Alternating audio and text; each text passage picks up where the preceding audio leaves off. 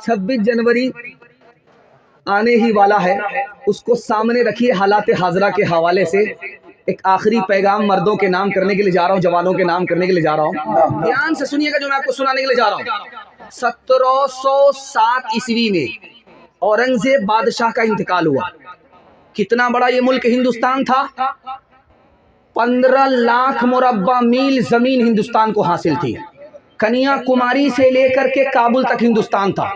इतना बड़ा हिंदुस्तान किस बादशाह ने दिया? औरंगजेब बादशाह ने दिया। उस बादशाह का जब इंतकाल हो गया 1707 ईस्वी में, तो उनके 3 बेटे थे। 3 बेटों के हिस्से में हुकूमत आई। तीनों ने झगड़ा शुरू किया। झगड़े के नतीजे में मुसलमान के हाथ से हुकूमत चली गई। दिखाने के लिए जा रहा हूं मुसलमान कैसे हुकूमत हाथ से गंवाता है। कसूर अपना है, इल्जाम हम दूसरे को देते हैं। दूसरी मिसाल, 1757 ईस्वी में नवाब सिराजुद्दौला ने मुकाबला किया किससे? अंग्रेज से। अंग्रेज की फौज कितनी है? 3000। और नवाब सिराजुद्दौला के पास फौज कितनी है? 70,000। 70,000 मुसलमान हार गए, 3000 अंग्रेज जीत गए। क्यों? अपनों की गद्दारी की वजह से। मीर जाफर ने गद्दारी की, 50,000 मुसलमान हार गए। 1764 ईस्वी में मीर कासिम ने मुकाबला किया किससे? अंग्रेज से। मीर कासिम के पास फौज कितनी है? 50,000। और अंग्रेज के पास फौज कितनी है? 7,000। 7,000 अंग्रेज जीत गए, 50,000 मुसलमान हार गए। नजफ खान की गद्दारी की वजह से, मुसलमान की गद्दारी की वजह से मुसलमान की फौज हार गई। तीसरी मिसाल आपके सामने रखने के लिए जा रहा हूं। टीपू सुल्तान इस हिंदुस्तान के टाइगर थे। दुआ कीजिए अल्लाह उनकी कब्र को नूर से भर दे। 26 जनवरी का मौका है, उनकी कुर्बानी को हमें याद रखना है। टीपू सुल्तान जब जिंदा थे तो मुसलमानों की हुकूमत कितनी बड़ी थी? 1,57,00,000 मुरब्बा मील। टीपू सुल्तान जैसे शहीद हुए, मुसलमानों की हुकूमत छोटी हो गई, 45 लाख मुरब्बा मील पर आ गई। जानते हैं टीपू सुल्तान कैसे शिकस्त खाए? 1799 में अंग्रेज से मुकाबला किया और मीर सादिक की गद्दारी की वजह से टीपू सुल्तान शहीद हो गए, अंग्रेज को शिकस्त नहीं दे पाए। ध्यान से सुनिएगा, अंग्रेज इस मुल्क में मुसलमानों से हुकूमत छीनने में, हिंदुओं से हुकूमत छीनने में कामयाब कैसे हो गया, दिखाने के लिए जा रहा हूं। 1900 ईस्वी में अंग्रेज ने अदालत में एक ऐलान किया कि हिंदी में दरखास्त ली जाएगी, उर्दू में दरखास्त नहीं ली जाएगी। जबान के नाम पर हिंदू को मुसलमान से लड़ाया, मुसलमान को हिंदू से लड़ा दिया। 1903 ईस्वी के अंदर अंग्रेज ने बंगाल को तकसीम किया। मुसलमानों से कहा तुम्हारी तादाद वहां ज्यादा होगी, हिंदुओं से कहा तुम्हारी तादाद यहाँ ज्यादा होगी। तादाद के नाम पर मुसलमान को हिंदू से लड़ाया, हिंदू को मुसलमान से लड़ाया। तीसरा तरकश अंग्रेज का 1906 ईस्वी में अंग्रेज ने 2 जमात बनाई। एक पार्टी का नाम रखा मुस्लिम लीग, एक पार्टी का नाम रखा हिंदू महासभा। ये दोनों पार्टी किसने बनाई? अंग्रेज ने बनाई। कौम के नाम पर अंग्रेज को मुसलमान से लड़ाया, हिंदू को मुसलमान से लड़ाया, मुसलमान को हिंदू से लड़ा दिया। 1922 ईस्वी में एक स्वामी थे, उसका नाम था श्रद्धानंद। उन्होंने शोषा छोड़ा कि मुसलमान बाहर से आए। इन्होंने यहाँ के हिंदू को जबरदस्ती मुसलमान बनाया। अब उनसे पूछिए कि अगर जबरदस्ती मुसलमान बनाया यहाँ के हिंदुओं को, तो हिंदू की तादाद ज्यादा क्यों है, मुसलमान की तादाद कम है? इसका मतलब है ये सफेद झूठ है। आपको याद होगा, आपका सर फख्र से ऊंचा होगा कि अल्लाह ताला ने जन्नत से धरती पर जब आदम को उतारा तो मक्के मदीने में नहीं उतारा, हिंदुस्तान में उतारा। और आदम जो इस्लाम लेकर के उतरे जन्नत से, हिंदुस्तान में उतरे। और मुसलमान आदम के दौर से इस मुल्क में आबाद है। मुसलमान जहां मरता है वहां दफन होता, उसका ईमान है जब क़यामत कायम होगी तो जहां उसकी कब्र है वो वहीं से उठाया जाएगा। हमारा ये मुल्क कब से है? आदम के ज़माने से है। हमारा इस्लाम कब से है? आदम के ज़माने से है। और हमारा ईमान है कि हमारी कब्र यहाँ है तो क़यामत में हम यहीं से उठाए जाएंगे, अल्लाह के दरबार में हाजिर होंगे। तो मरते मरते जीते जीते हिंदुस्तान से हमारा मजबूत ताल्लुक रहेगा। हाथ उठा दीजिए इंशाअल्लाह। अपना घर होगा, दूसरा मालिक होगा, हाथ उठाइए इंशाअल्लाह। यहाँ फंस गए।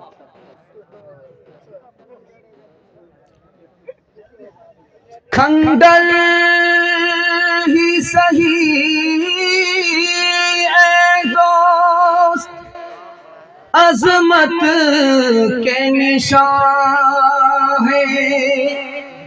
पोशीदा इसी खाक में शाहान जहां है। माजी की ये ताबीर है, हाल की बुरत तमहीद क़यामत के, ये रख्शिंदा निशां है। पंजाब को खेती का दहन किसने दिया था, भोपाल को अंदाज़ सुखन किसने दिया था, कश्मीर को तुर्शिदा बदन किसने दिया था, मीनार किला ताज कोहन किसने दिया था। तारीख में हम चांद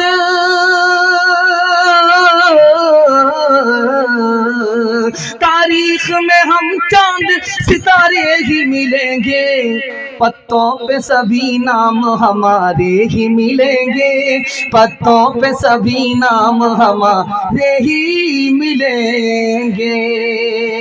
जब गुलिस्तां को खो की जरूरत पड़ी, जब गुलिस्तां को खो की जरूरत पड़ी, सबसे पहले ही गर्दन हमारी कटी। जब गुलिस्तां को खो की जरूरत पड़ी, सबसे पहले ही गर्दन हमारी कटी। फिर भी कहते हैं मुझसे ये अहले वतन, ये वतन है हमारा तुम्हारा नहीं। जलसा मर्दों के हवाले से मुकम्मल हो गया, औरतों के हवाले से सुनाने के लिए जा रहा हूँ। आप लोग मुकम्मल बेदार हैं, बेदारी के साथ सुनने के लिए तैयार हैं? तो दोनों हाथ उठा करके वादा कीजिए इंशाअल्लाह। सारा काम पहले होगा, निकाह बाद में करेंगे। हाथ उठाइए इंशाअल्लाह। हमें निकालना भी आता, फंसाना भी आता। हम आपकी बेदारी को टटोल लेंगे। आप पिंडाल में हैं या ससुराल में? ध्यान से सुनिएगा। ये मोबाइल है, सारे लोग फेसबुक में लड़की तलाश करते हैं, व्हाट्सएप की लड़की को तलाश करके बीवी बनाते हैं। कितना बड़ा नुकसान होता है दिखाने के लिए जा रहा हूँ। ध्यान से सुनिएगा। बिल्कुल आपको टेलर दिखा रहा हूँ, आईना दिखा रहा हूँ, बाईपास ले जा रहा हूँ। सालन हमारा पकता है, चूल्हे में जल जाता। सालन पकता है, चूल्हे में जल जाता है। तो देखिएगा उस जलने का असर सालन में महसूस होने लगता है, खाया नहीं जाता है। अगर आपका सालन चूल्हे में जल गया तो खाया नहीं जाता। सालन जल गया तो एक वक्त की परेशानी होती है, लेकिन अगर नाफरमान बीवी घर में आ गई तो दिल जल जाता है, जिंदगी भर आदमी परेशान हो जाता है।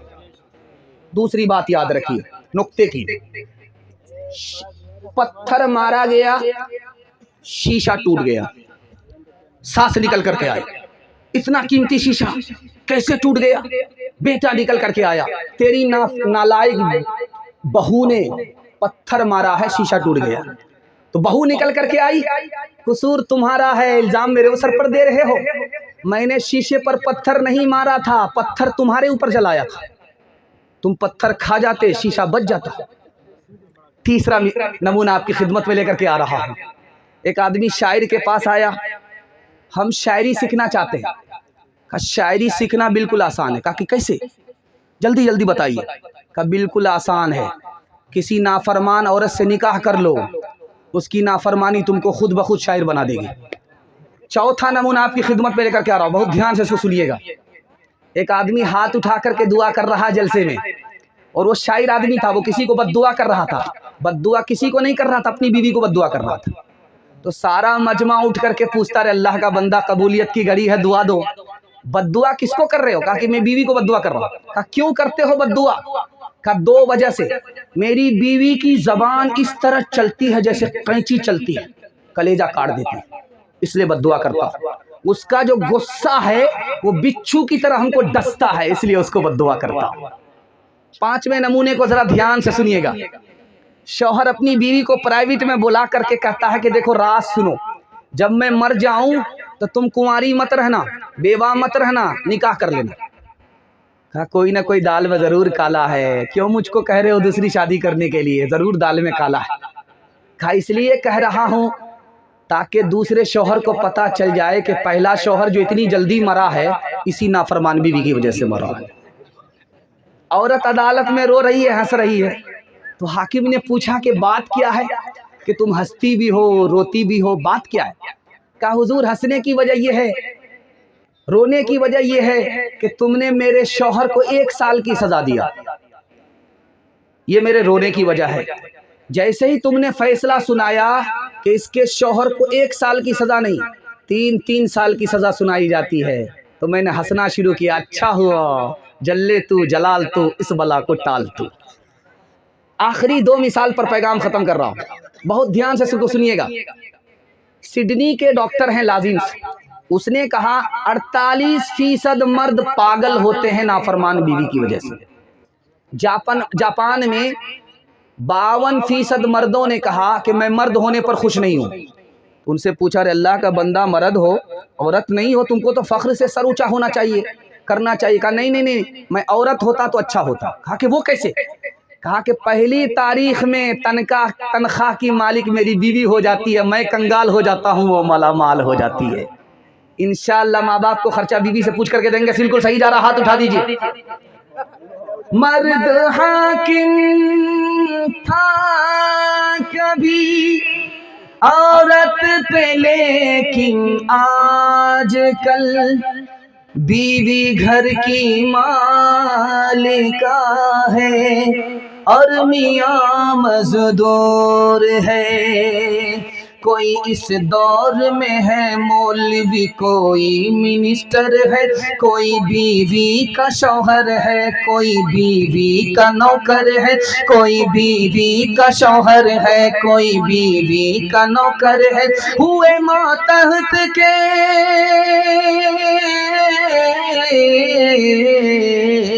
हुए मातहत के मातहत ऐसा इनकलाब आया, मियाँ है दफ्तरी दफ्तर में और बीवी मनीजर है, मियाँ है दफ्तरी दफ्तर में और बीवी मनीजर है। दूसरा पैगाम जल्दी से निकल जाएगा, अल्लाह करे कि आपके दिल तक पहुँचे। लतीफ़े के अंदाज में आपको सुना रहा हूँ, लेकिन सच्चाई आपके दिल तक पहुँचा रहा हूँ। अल्लाह करे कि दिल तक सच्चाई पहुँच जाए। मैं आपसे वादा लेना चाहता हूँ कि आप बेटे से ज़्यादा बेटी को तालीम दिलाएंगे। हाथ उठा करके वादा कीजिए इंशाअल्लाह। काम ज़्यादा लेंगे, तालीम कम देंगे। हाथ उठाइए इंशाअल्लाह। ध्यान से सुनिएगा, जल्दी से निकल जाएगा। बिल्कुल जलसा किनारे लग गया है। 2 पैगाम सिर्फ मेरे बाकी हैं, उसके बाद मेरे हिस्से का जलसा मुकम्मल हो जाएगा। अल्लाह आपके सुनने हमारे सुनाने को बेहद कबूल फरमाए। ध्यान से सुनिएगा। एक लड़की सड़क से गुजर रही है, एक लड़का मन चला उसके पीछे आया, उसने कुरान की आयत पढ़ दी, ज़य्यन्नाहा लिन्नाज़िरीन। देखने की चीज तो ये लड़की है जो जा रही है। वो लड़की कितनी पढ़ी लिखी थी, उसने कहा हफिज़नाहा मिन कुल्ली शैतानिर रजीम। उसने कुरान की आयत पढ़ दी, ताक झांक करने वाला शैतान होता है, शैतान से अल्लाह की पनाह। लड़का तीसरी आयत पढ़ता है, नुरीदु अन नअकुल मिनहा व तत्मइन्न कुलूबुना। हम तुमसे फायदा उठाना चाहते हैं। तो लड़की पढ़ी लिखी थी, उसने चौथी आयत पढ़ी, लन तनालुल बिर्र हत्ता तुनफिकू मिम्मा तुहिब्बून। मुझसे निकाह करो तभी फायदा उठा सकते हो, मुझको महर दो तभी फायदा उठा सकते हो। तो लड़का गरीब था, उसने आयत पढ़ दी, वल्लज़ीना ला यजिदून निकाहा। मेरे पास तो महर के पैसे ही नहीं है। तो लड़की पढ़ी लिखी थी, कुरान की आयत कहती उलाइका अन्हा मुबअदून। तो खड़े खड़े क्या देखते हो, जाओ हटो, दूर हटो, सामने क्यों खड़े हो। तो खिसियानी बिल्ली खंबा नोचे। लड़का जाते जाते बद्दुआ दे रहा है, लानतुल्लाहि अलैक, अल्लाह की लानत तुम्हारे ऊपर हो। तो लड़की पढ़ी लिखी थी, कुरान की आयत से जवाब देती है, लिज़्ज़करी मिस्लु हज़्ज़िल उन्सैन। मुझ पर सिंगल लानत है, तुम्हारे ऊपर डबल लानत है। दूसरी मिसाल आपकी खिदमत में लेकर के आ रहा हूं। आप देखेंगे कि 40 साल की उम्र में दाढ़ी के बाल भी पक जाते हैं और सर के बाल भी पक जाते हैं। और नबी सल्लल्लाहु अलैहि वसल्लम 63 साल की उम्र में थे, दाढ़ी से और सर से 17 बाल पके थे, सिर्फ 17 बाल। अभी क्या है कि 40 साल की उम्र में दाढ़ी भी पक जाती है, सर के बाल भी पक जाते। क्या मतलब हुआ? उस जमाने में उम्र में बरकत थी, इस जमाने में उम्र में बरकत नहीं है। जबकि 40 साल का आदमी मुकम्मल जवान होता है, वो बूढ़ा नजर आ रहा है, दाढ़ी पक जाती है।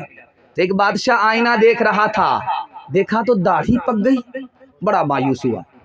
देखा सर के बाल पक गए, बड़ा मायूस हुआ। उसकी नौकरानी जो झाड़ू लगाने वाली थी वो देख रही थी कि बादशाह सफेद बाल से मायूस हो रहा है। वो करीब आई, कहा हुजूर मैं आपको दुआ देती हूँ, आपकी उम्र इतनी लंबी हो, इतनी लंबी हो, इतनी लंबी हो कि आप बूढ़ा होते हुए बेटा को भी देखें, पोता को भी देखें। आपको सफेद बाल से मायूस होने की जरूरत नहीं है, इसने आपके हुस्न जमाल में इजाफा कर दिया। जिस बादशाह की मायूसी उसको मायूस कर रही थी, उसकी दाढ़ी उसको मायूस कर रही थी, पढ़ी लिखी लड़की के हौसले ने उसको दोबारा जवान कर दिया। दूसरी मिसाल आपके सामने आ रही है, ध्यान से सुनिएगा। बादशाह बड़ा खुश था, सारे दरबार के लोगों से कहा आज मैं बड़ा खुश हूं, तुमको एक ऐलान देता हूं, जो जिस पर हाथ मारेगा वो उसका हो जाएगा। जिसको जहां मौका मिला हाथ मारा, किसी ने दूसरे ही की जेब में हाथ मार दिया। जिसको जहां मौका मिला सोने पर हाथ मारा, चांदी पर हाथ मारा। एक लड़की काली कलोटी नौकरानी बादशाह के सर के सामने खड़ी है, वो किसी पर हाथ नहीं मार रही है। तो बादशाह ने कहा रे बेवकूफ़ लड़की, सबने हाथ मार लिया, जिसको जहां मौका मिला हाथ साफ कर लिया, तू खड़ी खड़ी क्या मुंह देख रही है? अब बादशाह सलामत, मेरी एक शर्त है, मैं जिस पर हाथ मारूंगी वो मेरा हो जाएगा। बादशाह ने कहा जरूर हो जाएगा। उसने झट से बादशाह के सर पर हाथ मार दिया। अब सारे लोग जो सोना लूट करके खड़े थे, 9-2-11 होने वाले थे, वो मारे शर्म के पानी पानी हो गए कि घाटे में तो हम ही लोग रहे। जिसने बादशाह को हासिल कर लिया, सारी बादशाहत उसके हिस्से में चली गई। तीसरा नमूना आपकी खिदमत में लेकर के आ रहा हूँ। तारीख़ इस्लाम में एक सुल्तान गुजरा, उसका नाम सुल्तान हमीद था। सुल्तान हमीद बहुत बड़ा सुल्तान गुजरा। उसका अपना स्टाइल था, लाइफ स्टाइल था। जब वो खाना खाता था तो घर से बाहर निकल जाता था, बाग बगीचे में उसका पलंग लगता था, पलंग में फूल बिछाया जाता था, उसमें वो कैलूला करता था, 2 पहर का आराम करता था। उस पलंग के ऊपर जो फूल लगाती थी उस लड़की का नाम था जीनत, वो नौकरानी थी, वो फूल का बिस्तर लगा रही थी। उसको एहसास हुआ कि बादशाह फूल के बिस्तर पर रोजाना सोता है, फूल के बिस्तर का मजा कैसा होता है। आज मैं सो करके देखती हूँ, बादशाह को आने में देर है।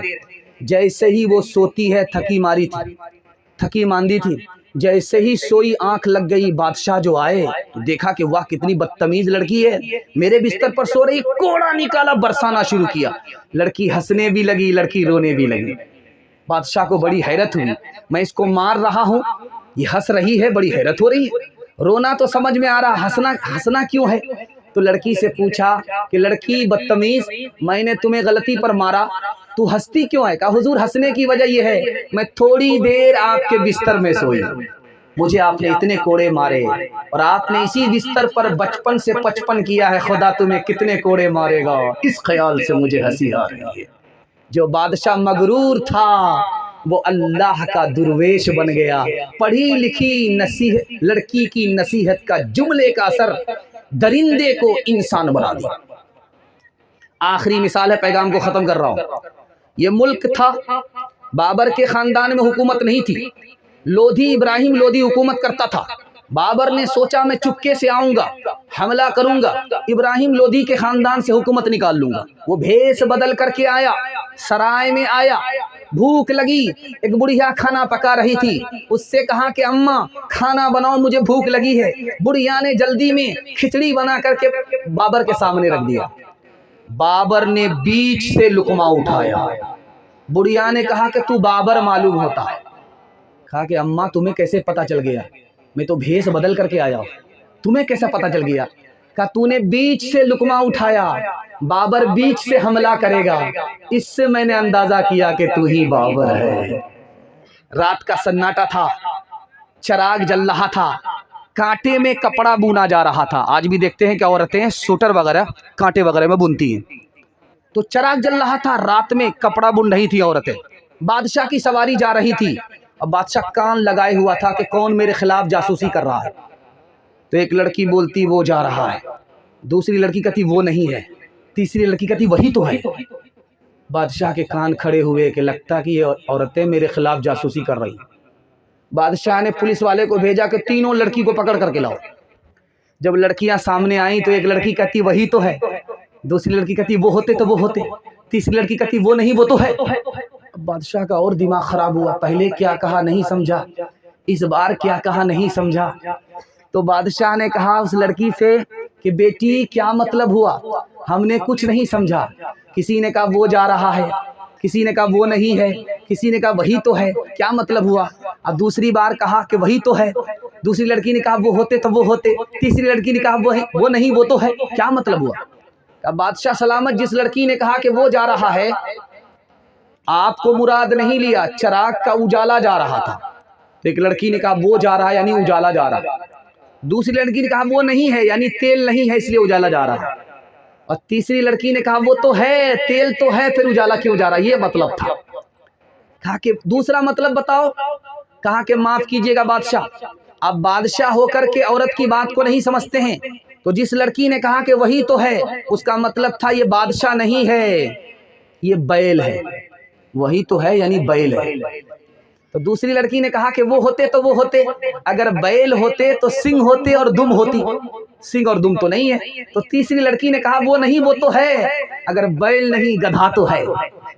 हुस्ने सूरत चंद रोजा, हुस्ने सीरत मुस्तकिल, इससे खुश होती है आंखें, उससे खुश होता है दिल। तालीम औरतों को भी देनी जरूर है, लड़की जो बेपढ़ी हो तो वो बेशूर है। तालीम औरतों को भी देनी जरूर है, लड़की जो बेपढ़ी हो तो वो बेशूर है। हुस्ने मुआशरत में सरासर फुतूर है, और इसमें वालिदैन का बेशक कसूर है। आखिरी पैगाम औरतों के हवाले से आप लोग सुनने के लिए मुकम्मल तैयार हैं? दोनों हाथ उठा दीजिए। इंशाअल्लाह आपने दिल खुश कर दिया।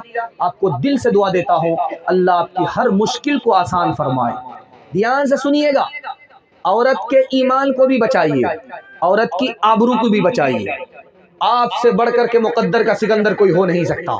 मुसलमानों की 3 लाख बेटी गैर मुस्लिम को लेकर के भाग गई 2022 में। ये 2022 जो खत्म हुआ, इस 2022 के अंदर मुसलमान लड़की 3 लाख की तादाद में गैर मुस्लिमों को लेकर के भाग गई। ईमान अलग गया, आबरू अलग गई। ईमान की हिफाजत कीजिए, आबरू की हिफाजत कीजिए। खूबसूरत पैगाम आपकी खिदमत में लेकर के आ रहा हूँ। एक बार हाथ उठा करके बेदारी का सबूत दीजिए। इंशाअल्लाह अपनी माँ बहन को अपने हाल पर छोड़ देंगे। हाथ उठाइए। है माशाअल्लाह पूरे बेदार हो चुके हैं, पूरा मुकम्मल बेदार हो चुके हैं। इस बेदारी में आप जलसा सुन रहे, महसूस हो रहा कि अभी जलसा शुरू हो रहा। ध्यान से सुनिएगा, एक किताब है उसका नाम है ऋग्वेद। ऋग्वेद में लिखा है कि बरहमा ने तुमको औरत बनाया, तुम निगाह ऊंची मत करना, नीची रखना। बरहमा ने खुदा ने तुम्हें औरत बनाया है तो निगाह ऊपर मत रखना, निगाह नीचे रखना। पैर फैला करके मत बैठना, अगर औरत हो पैर समेट करके बैठना। ऐसा लिबास मत पहनना जिससे तुम्हारा जिस्म झलक जाए। एक किताब है उसका नाम है बरहमा कुरान। उस किताब में लिखा है जब से औरत के मुंह से नकाब की जाली गई, शर्मो हया चली गई। उसकी जिंदा मिसाल, औरत रास्ता चलते हुए सर के बाल को खोलती है, सर के बाल को समेटती है, किसी की कोई परवाह नहीं करती है। तीसरी किताब है उसका नाम है विष्णु पुराण, हरिवंश पुराण। उस किताब में लिखा है जब बुरा दौर होगा, कलयुग आएगा, कयामत का दौर आएगा, फितने का दौर आएगा, औरत अपने हुस्न को बेचेगी, गरीब शौहर को छोड़ देगी, दौलत से निकाह करेगी, 5-7 साल की लड़की माँ बन जाएगी, 8-10 साल का लड़का बाप बन जाएगा। महाभारत किताब है, उस किताब में लिखा, अगर बाप है, जवान बेटी है, दोनों एक साथ तन्हाई में ना बैठे, जवान बेटी के साथ बाप तन्हाई में ना बैठे, क्या पता शैतान जिना करा दे, मुंह काला करा दे। जवान बाप को जवान बेटी के साथ तन्हाई में नहीं बैठना चाहिए। महाभारत में लिखा, महाभारत में लिखा, महाभारत में लिखा है, राजा कंस थे, उन्होंने कुश्ती का दंगल दिया। कुश्ती का जब दंगल हुआ तो जैसे जलसे में लोग मर्द आते हैं जलसा सुनने के लिए, औरत भी आती है जलसा सुनने के लिए, तो उस दौर की खूबसूरती दिखाने के लिए जा रहा हूँ।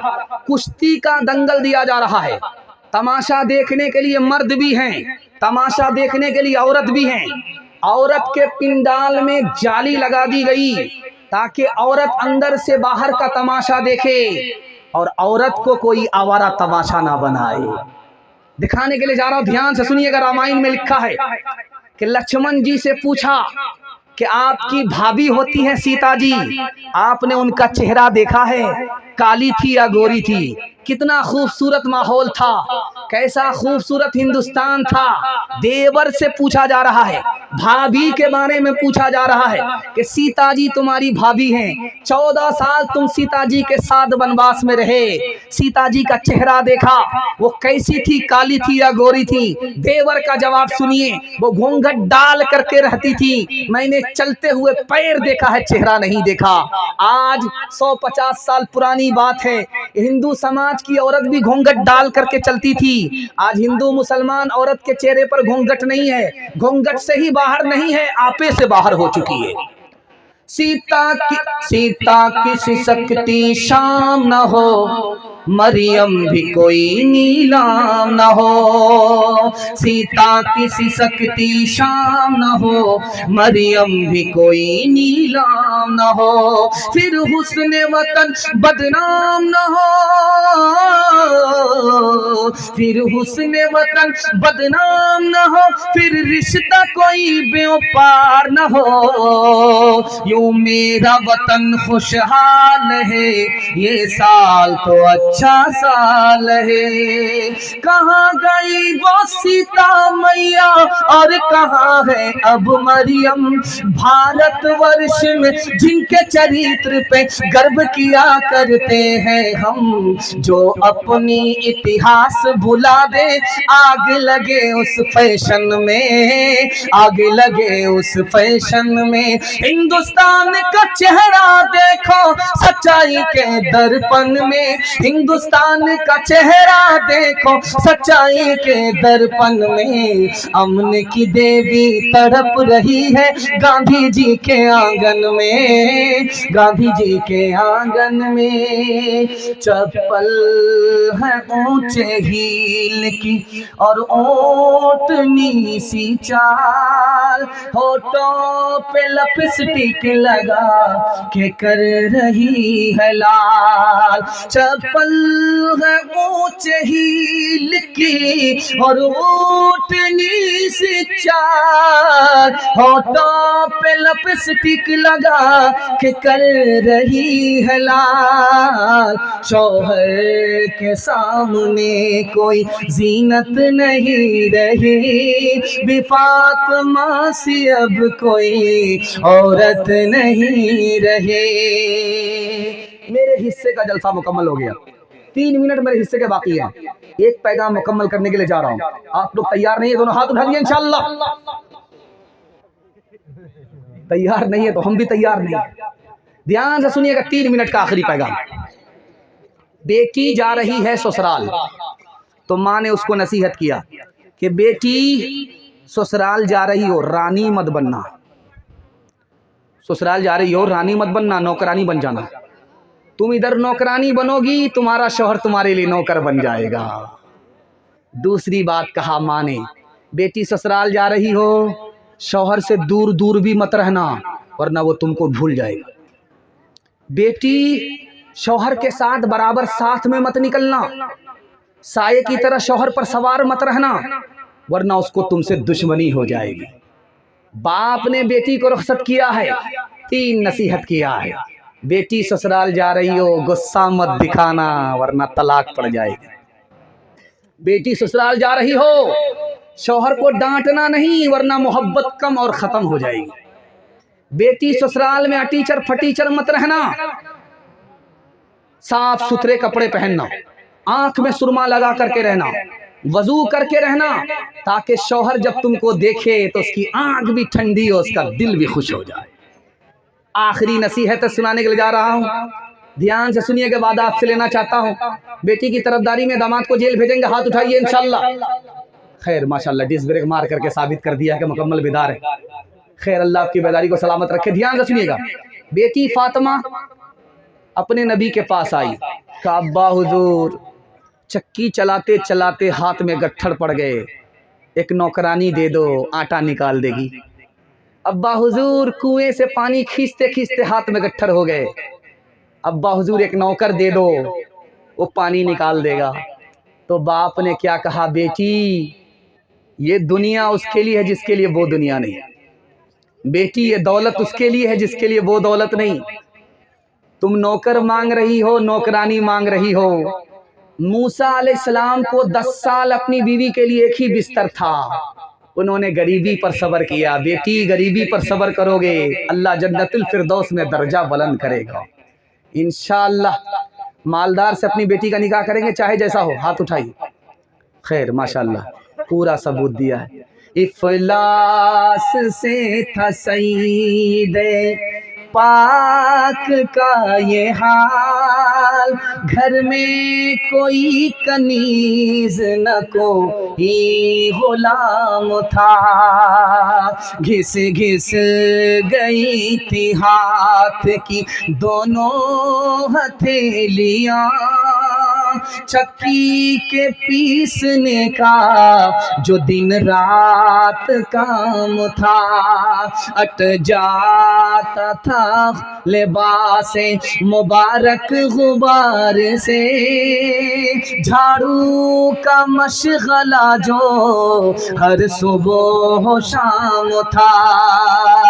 यो यो अट जाता था लिबासे मुबारक गुबार से, झाड़ू का मशगला जो हर सुबह शाम था।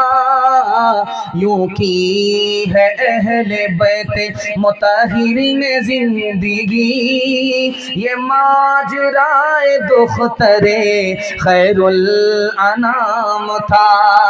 जा जा बेटी अज ससवार, उजिया कह रही हो बटी हो प्यार, मत रखी हो सासू से बैर, फूकी फूकी कह रखी हो पे, रोज पढ़ी हो बेटी कुरान, रोज करी हो ताज़ा ईमान।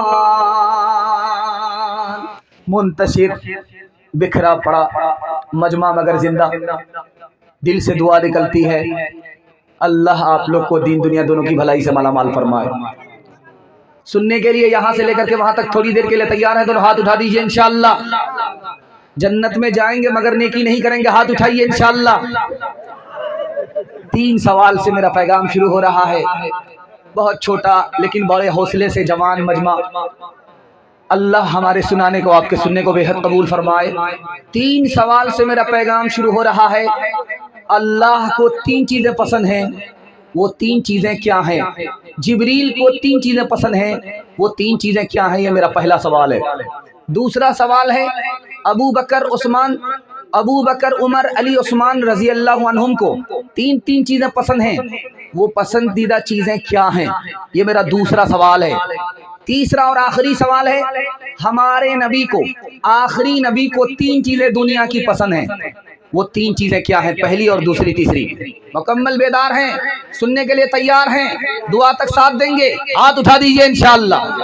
3 सवाल है, पैगाम आ रहा है, बिल्कुल आज को बाईपास ले जा रहा हूँ। आप बाकी रहे, बचे रहे। दिल से दुआ देता हूँ कि आप देखने के लिए जलसा नहीं आए हैं, सुनने के लिए आए। अल्लाह आपके हौसले को सलामत रखे। मेरा पहला सवाल था, अल्लाह को 3 चीजें पसंद हैं। बंदों का सब्र पसंद है, बंदों का फाका पसंद है, बंदों की कुर्बानी पसंद है। जिब्रील फरिश्ते को 3 चीजें पसंद हैं। भटके हुए को रास्ता बताना जिब्रील को पसंद है, गरीबों की मदद करना जिब्रील को पसंद है, गरीबों से मोहब्बत करना जिब्रील को पसंद है। अबू बकर को 3 चीजें पसंद हैं। नबी के निकाह में अबू बकर की बेटी अबू बकर को पसंद। अबू बकर सहाबी हैं, नबी पर माल खर्च करते हैं, दिल खुश होता है, अबू बकर को पसंद। नबी का चेहरा देखते हैं, आंख ठंडी हो जाती है, अबू बकर को पसंद। उमर को 3 चीजें पसंद। नेक काम करना, दूसरे को नेक काम का हुक्म देना, गुनाह छोड़ना, दूसरे को गुनाह छोड़ने की ताकीद करना, फटे पुराने कपड़े को पैबंद के साथ पहनना अब उमर को पसंद है। उस्मान को 3 चीजें पसंद। भूखे को खाना खिलाना, नंगे को कपड़ा पहनाना, कुरान की तिलावत करना उस्मान को पसंद। अली को 3 चीजें पसंद। गर्मी का रोजा रखना, मेहमान की मेहमान नवाजी करना और दुश्मन से मुकाबला करना अली को पसंद। और हमारे नबी को 3 चीजें पसंद। खुशबू पसंद, औरत पसंद, नमाज पसंद, कि नबी की आंख नमाज से ठंडी होती थी। इंशाअल्लाह नमाज जिंदगी भर पढ़ेंगे, हाथ उठाइए इंशाअल्लाह। बेटा से आंख ठंडी होगी, बेटी से मुंह काला होगा, हाथ उठाइए इंशाअल्लाह। ये नबी आते रहे आखिर में नबियों के इमाम आए, वो खुदा का नबी आते रहे आखिर में नबियों के इमाम आए, वो दुनिया में खुदा का आखिरी पैगाम ले आए। झुकाने आए बंदों की जबी अल्लाह के दर पर, सिखाने आदमी को आदमी का एहतराम आए। वो आए जब तो अजमत बढ़ गई दुनिया में इंसान की, वो आए जब तो बंदों को, वो आए जब तो बंदों को फरिश्तों के सलाम आए, वो आए जब तो बंदों को फरिश्तों के सलाम आए। खाता खुल रहा है, पहला पैगाम कुरान के हवाले से आ रहा है। कुरान को आप पकड़िए, मसनद रसूल पर बैठ करके मैं गारंटी लेता हूँ अल्लाह आपको कल ही इज्जत की चोटी पर पहुंचा देगा। हमारी दुआ कबूल नहीं होती है, खुदा के बंदे हैं, बंदगी नहीं करते, हमारी दुआ कबूल नहीं होती। रसूलुल्लाह के उम्मती हैं, सुन्नत पर खड़े नहीं होते, हमारी दुआ कबूल नहीं होती। शैतान हमारा दुश्मन है लेकिन शैतानी काम रोज करते हैं, हमारी दुआ कबूल नहीं होती। कुरान की तिलावत भी नहीं है, कुरान पर अमल भी नहीं है। दूसरी बात, इतना बड़ा मजमा मैं आपको तकरीर सुना रहा हूँ, आप सुन रहे हैं, खुदा से हमारा कैसा ताल्लुक है कैसे पता चलेगा? 2 बातों पर आप नजर डालिए, हमारी हालत कैसी है, हम नेक हैं या नाफरमान हैं। अगर नाफरमान है तो खुदा से हमारा कोई ताल्लुक नहीं, और कुरान से अगर हमारा ताल्लुक है तो खुदा से ताल्लुक है। कुरान से ताल्लुक नहीं, इसका मतलब है खुदा से हमें कोई ताल्लुक नहीं है। तीसरी बात याद रखिए, लोहे पर पानी पड़े जंग लग जाता है, घर को आदमी छोड़ करके चला जाए वीरान हो जाता है। उसी तरह इस पहलू में जो छुपा हुआ दिल है, इसमें भी जंग लगता है, ये भी वीरान होता है। कैसे वीरान होता है? लोहे पर पानी पड़े उसमें जंग लग जाता है, और जो दिल कुरान से खाली हो उसमें जंग लग जाता है। जैसे ही कुरान आए दिल की सफाई हो जाती है, जंग खत्म हो जाता है।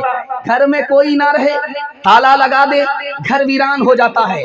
जिस दिल के अंदर कुरान ही नहीं, वो दिल वीरान हो जाता है, कब्रिस्तान हो जाता है। कुरान से हमारा ताल्लुक क्या है? इतना बड़ा मजमा छोटा, सबके हाथ में मोबाइल है, कोई ये दावा नहीं कर सकता खड़ा हो करके कि मैं मोबाइल देखता नहीं हूँ, अखबार पढ़ता नहीं हूँ। रोज अखबार पढ़ेंगे, मोबाइल देखेंगे। जिसका देखना इबादत, जिसका पढ़ना इबादत, जिसका छूना इबादत, जिस पर अमल करना इबादत। कुरान को न देखने की फुर्सत है न पढ़ने की फुर्सत है। एक मिसाल पर पैगाम खत्म कर रहा हूँ। आप लोग सुनने के लिए मुकम्मल तैयार हैं? दोनों हाथ उठा दीजिए इंशाअल्लाह। मुर्दा के लिए नहीं कुरान, जिंदा के लिए नहीं मुर्दा के लिए कुरान होगा। हाथ उठाइए इंशाअल्लाह। खैर, हम जनाजा ही पढ़ेंगे जिन लोगों ने हाथ उठाया है। खैर, ध्यान से सुनिएगा। आखिरी मिसाल, दो भाई, एक भाई माल इकट्ठा करके बहुत बड़ा मालदार हो गया, गवर्नर बन गया। एक भाई कुरान का इल्म हासिल करके बहुत बड़ा आलिम हो गया। तो ये भाई जो गवर्नर बना, उसने अपने उस भाई से जिसके पास कुरान का इल्म था, उसने कहा यार तू तो वहीं का वहीं रहा, मैं कहाँ से कहाँ पहुँच गया। तू तो लोटा उठाने वाला है, बदना ढोने वाला है, मुसल्ला बिछाने वाला है, लकीर का फकीर ही रहा, दुर्वेश और गरीब ही रहा, मैं कहां से कहां पहुंच गया। उस भाई का जवाब सुना रहा हूं और आपसे वादा लेता हूं कि सारा काम हमारा बच्चा बाद में करेगा, पहले कुरान नाजरा पढ़ेगा। हाथ उठा दीजिए, बिल्कुल सही जा रहा। ध्यान से सुनिएगा। उस भाई ने कहा यार तुमने कहा कि मैं कहां से कहां पहुंच गया और मैं जहां का वहीं रहा। ऐसा नहीं है, तुमको अल्लाह ने माल दिया, कारून की मीरास मिली, हमें खुदा ने कुरान दिया, नबी की मीरास मिली। शुक्र है राहे तरक्की में अगर बढ़ते हो, शुक्र है राहे तरक्की में अगर बढ़ते हो, ये तो बतलाओ के कभी कुरान भी पढ़ते हो। वो ज़माने में मुअज़्ज़ज़ थे मुसलमान हो गए और हम खार हुए तारीख़ कुरान हो गए। वज़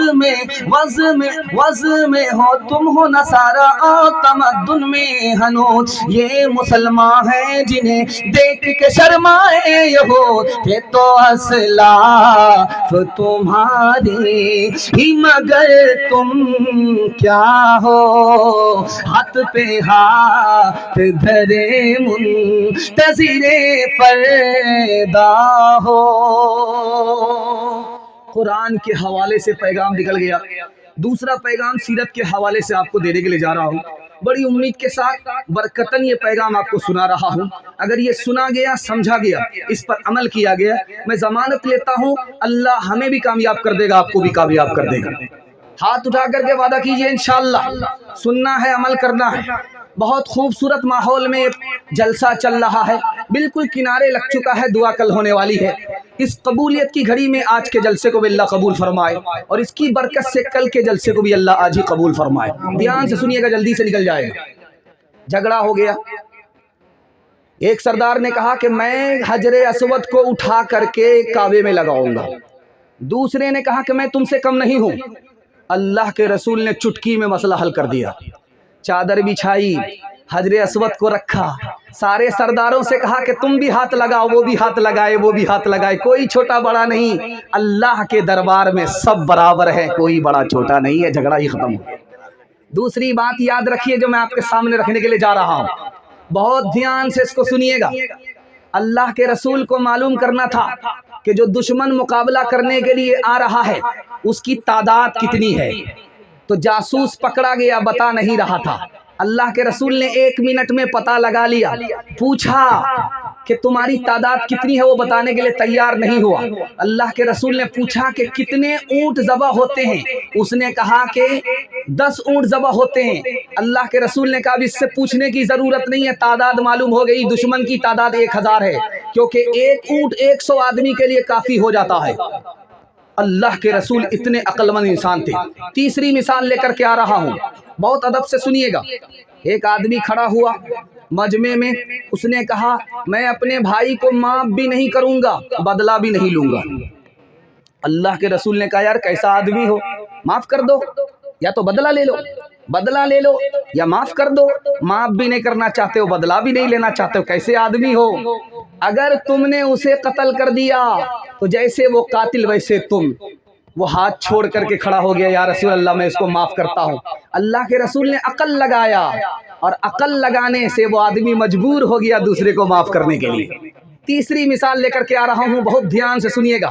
छोटी सी बच्ची है, उस पर 3 आदमी का दावा है, मैं इसकी परवरिश करूंगा। हजरत अली ने कहा, हजरत जैद ने कहा मैं इसकी परवरिश करूंगा, हजरत जाफर ने कहा मैं इसकी परवरिश करूंगा। अल्लाह के रसूल का कितना खूबसूरत फैसला है, सुनाने के लिए जा रहा हूं। अल्लाह के रसूल ने कहा अली इसकी परवरिश नहीं करेंगे, जैद इसकी परवरिश नहीं करेंगे, इस लड़की की खाला जाफर के निकाह में है और खाला माँ की तरह होती है, इसलिए जाफर परवरिश करेंगे। इंशाअल्लाह मुंह देख करके फैसला करेंगे, हाथ उठाइए इंशाअल्लाह।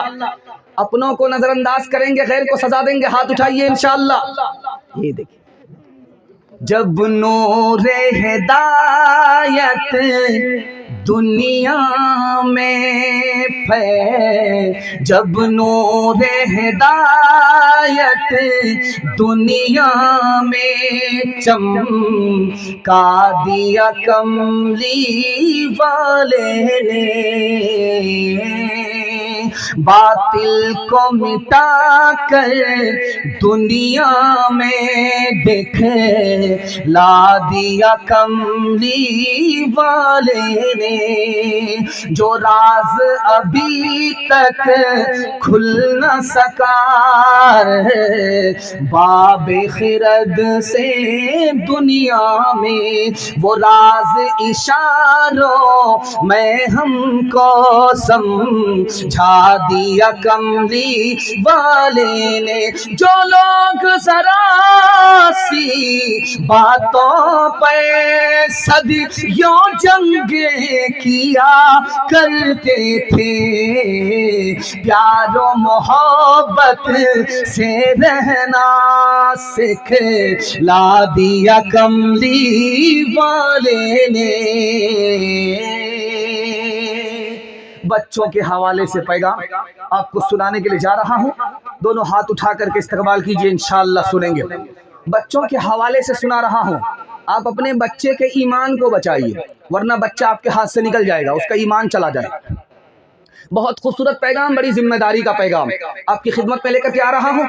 बहुत बाईपास आपको ले जा रहा हूँ, जल्दी में ले जा रहा हूँ।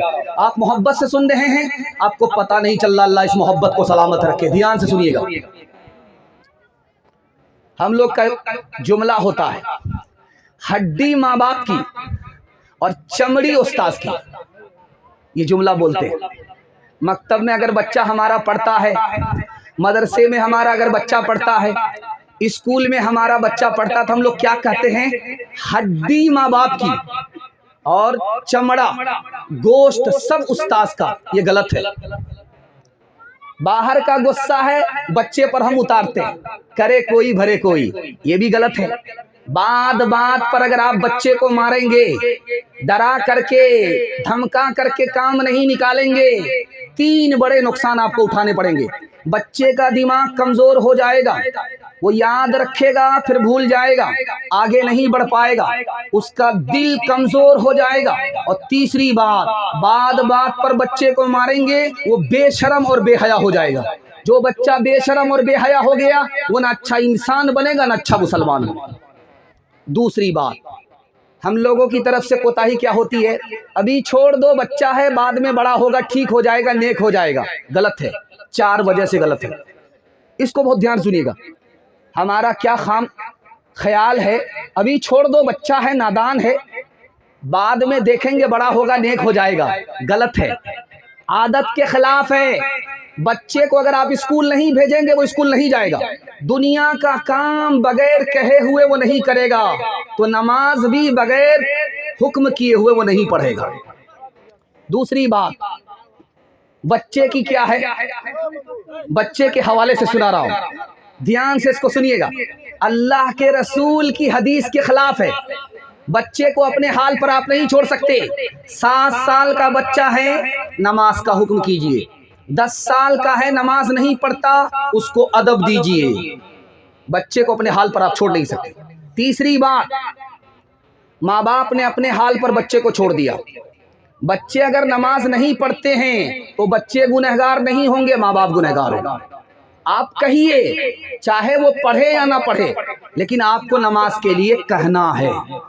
चौथी बात, जिस बच्चे की आदत बचपन में नमाज पढ़ने की नहीं बनी, वो जिंदगी भर नमाज नहीं पढ़ता है।